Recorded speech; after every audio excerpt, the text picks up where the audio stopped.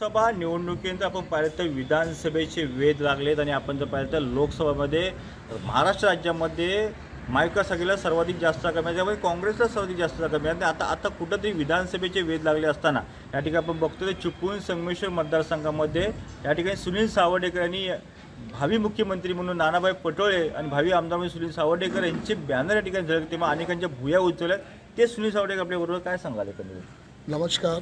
आपल्याला माहिती आहे की या लोकसभेमध्ये महाराष्ट्रामध्ये नानाभाऊ पटोले साहेबांच्या अध्यक्षतेखाली जी महाविकास आघाडी होती त्या महाविकास आघाडीला भरघोस असं लोकांनी आशीर्वाद दिलेला आहे आणि या आशीर्वादाची कार्यकर्त्यांकडे फेड म्हणून नाना पटोले साहेबांचं ज्या वेळेला आम्ही टिळक भवनमध्ये सत्कार करण्यात गेलो होतो त्यावेळेला भावी मुख्यमंत्री महाराष्ट्राचे म्हणून तिथे घोषवाक्य झालं आणि ही घोषवाक्य आमच्या पूर्ण रत्नागिरी जिल्हा कार्यकर्त्यांनी ती उचलून धरली आणि आपण जे म्हणताय की हे सर्व बॅनर आज आपल्या या जिल्ह्यामध्ये दिसत आहेत त्याची एक नांदी आहे की भविष्यामध्ये या आमदारकीच्या ज्या निवडणूक होतील त्यामध्ये काँग्रेसला बहुमत मिळेल आणि बहुमताच्या संख्येवर या काँग्रेसचाच मुख्यमंत्री होणार ही अशी आम्हाला ग्वाही आहे. एकंदरीत आता कुठेतरी स्वबळाचा नारा या ठिकाणी देताना दिसून येते, कारण आपण जर पाहिलं तर या ठिकाणी भावी मुख्यमंत्री असा विचार करते नाना भाऊ पटोले 288 जागा लढवण्याची शक्यता असं व्यक्त होते. काय सांगाल?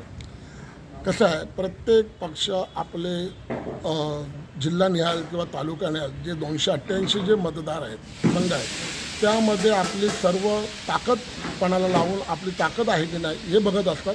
ते सर्वच पक्ष करतात. त्यामध्ये शिवसेना असू द्या, राष्ट्रवादी असू द्या की अनेक पक्ष असू द्या, हे प्रत्येकजण आपली ताकद आपली काय आहे या राज्यामध्ये या 288 मतदार यादी संघामध्ये त्याच पद्धतीने आहे. बाकी असं काय नाही आणि महाविकास आघाडीचाच मुख्यमंत्री हा काँग्रेसचा होणार अशी मी तुम्हाला ग्वाही देते. या ठिकाणी तुमचाही भावी आमदार असा उल्लेख केला गेला आहे. चिपळूण संगमेश्वर मतदारसंघात रत्नागिरी जिल्ह्यामध्ये बॅनर लागले, काय सांगा?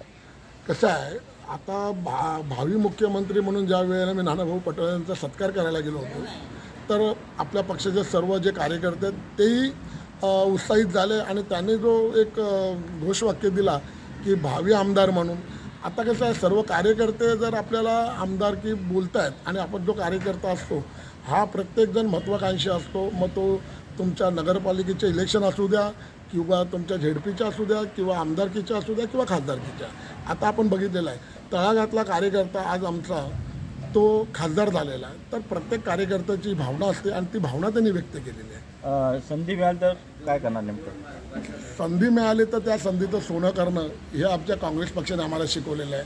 कारण ज्या काँग्रेसला मोदी साहेब नष्ट करण्याची भूमिका घेऊन चालले होते आज तुम्ही बघताय की त्यांना पंतप्रधान होत असताना किती दमछाट झालेली आहे. 2 कुबड्याच्या सपोर्टवर ते आज पंतप्रधान बनलेले आहेत. त्यांची बॉडी लँग्वेज तुम्हाला सांगते, जो माणूस दिवसातून 10 वेळा कपडे बदलणारा होता त्याला ह्या वेळेला एका ड्रेसमध्ये तुम्ही बघितलं असं राष्ट्रपतीला जो राजीनामा द्यायला गेले त्यावेळेला तेच कपडे होते. त्यानंतर त्यांनी घटक पक्षाबरोबर त्यांच्या बैठकी झाल्या त्यामध्ये तो एकच ड्रेस होता आणि ज्या वेळेला त्यांच्यावर नेतेपदीची जबाबदारी दिली त्याही वेळेला त्यांच्याकडे एकच ड्रेस होता. म्हणजे त्यांची जी डोक्यातली हवा आहे ती आता जमिनीवर आलेली अशी आम्हाला तरी माहिती पडली आहे. त्यांच्या डोक्यातली हवा कुठे जमिनीवर आली असं मत या ठिकाणी सुनील सावडेकर यांनी व्यक्त केले. कॅमेरामॅन मैदुद्दीन सैयद निसार शेख, लोकशाही चिपळूण. शाही मराठी ऐका, पहा, जागरूक रहा.